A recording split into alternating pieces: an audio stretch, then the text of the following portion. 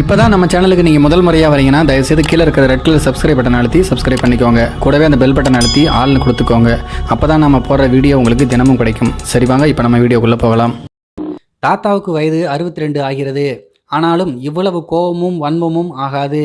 இந்த தாத்தா தற்போது கைதாகி ஜெயிலில் இருக்கிறார். தேனி மாவட்டம் பெரியகுளம் அருகே உள்ளது டி கள்ளிப்பட்டி. இங்குள்ள வாசிகி அம்மையார் தெருவை சேர்ந்தவர் பெருமாள்.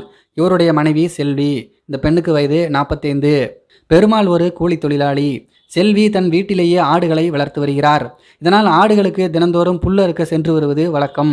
அப்படிதான் சில தினங்களுக்கு முன்பு காலையில் கிளம்பி போயிருக்கிறார். ஆனால் சாயங்காலமாகியும் வீட்டுக்கு வரவில்லை.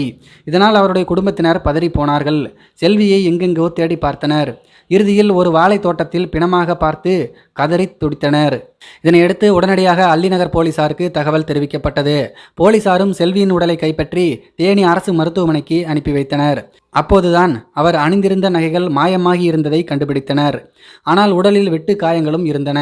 நகைக்காக இந்த கொலை நடந்திருக்கலாம் என்று ஆரம்பத்தில் சந்தேகப்பட்டாலும் வட்டத்துப்பட்டி அழகர் கோவில் செல்லும் சாலையில் இருக்கக்கூடிய ஒரு வாழைத்தோட்டத்துக்கு செல்வி எப்படி வந்தார் என்கின்ற குழப்பம் அதிகரித்தது. இதனால் விசாரணையை தீவிரப்படுத்தினர். அப்போதுதான் சருத்துப்பட்டி நடுத்தருவை சேர்ந்த கூலி தொழிலாளி இருளப்பன் என்பவருடைய பெயர் அடிபட்டது. இவருக்கு வயது 62.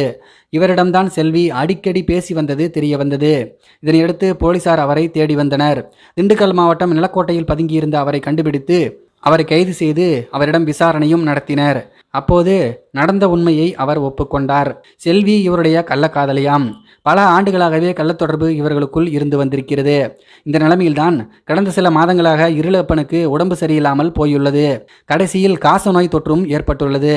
இதன் காரணமாக இருளப்பனிடம் செல்வி பேசுவதை தவிர்த்து வந்துள்ளார். இது இருளப்பனுக்கு ஆத்திரத்தை கொடுத்திருக்கிறது. நேற்று புல்லறுக்க செல்வி சென்றபோது பின்னாடியே சென்றாராம் இருளப்பன். அவரிடம் நைசாக பேசி உல்லாசத்துக்கு வருமாறு அழைத்திருக்கிறார். பிறகு செல்வியை அழைத்து கொண்டு வாழைத்தோப்புக்குள் நுழைய முயன்றுள்ளார். ஆனால் செல்வி தோப்புக்குள் வர மறுத்தாராம். இதனால் ஆத்திரமடைந்து கீழே கிடந்த கட்டையால் அடித்து கொன்றுள்ளார் இருளப்பன்.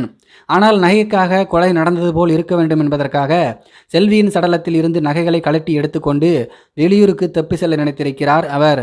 அப்போதுதான் போலீசிலும் சிக்கியிருக்கிறார். இதையெல்லாம் போலீசில் வாக்குமூலமாகவே இருளப்பன் சொல்லியிருக்கிறார்.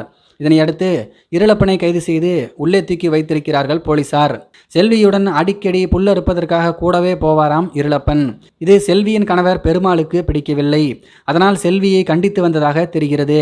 சம்பவத்தன்றும் கூட இருளப்பன் கூட தான் செல்வி சென்றிருக்க வேண்டும் என்று போலீசில் துப்பு கொடுத்ததே பெருமாள் தானாம். செல்வியின் சடலத்தை பார்த்தபோது பின்தலையில் நிறைய வெட்டுக்காயங்கள் இருந்ததால் கொலை என்றே நம்பப்பட்டது. ஆனால் செல்வியின் கழுத்தில் அணிந்திருந்த மஞ்சள் தாலி கயிறு அதே இடத்தில் அருந்து கிடந்திருக்கிறது. அதில் கோர்க்கப்பட்டிருந்த தங்க குழாய்கள், தாலி, காதில் அணிந்திருந்த 2 கிராம் தங்கத்தோடு போன்றவைகள் மாயமாகிய நிலைமையில்தான் பெருமாள் சிக்கியுள்ளார். சடலத்தின் காது, கழுத்தில் இருந்து ஒவ்வொன்றாக பிரித்து திருடி மாயமாகி இருக்கிறார். காசநோய் இருப்பதால் கள்ளக்காதலி தன்னை தவிர்ப்பதை அவரால் ஜீரணித்துக் கொள்ள முடியவில்லையாம். அதனாலேயே கொலை செய்ததாக சொல்கிறார் இந்த 62 வயது தாத்தா. இதை பற்றி உங்களுடைய கருத்துக்கள் என்ன அப்படிங்கிறது கீழே இருக்கிற கம்பாசில் தெரியப்படுத்துங்க. மேலும் இது போன்ற வீடியோக்களை பார்க்க நம்முடைய சேனலை சப்ஸ்கிரைப் பண்ணிக்கோங்க. நன்றி, வணக்கம்.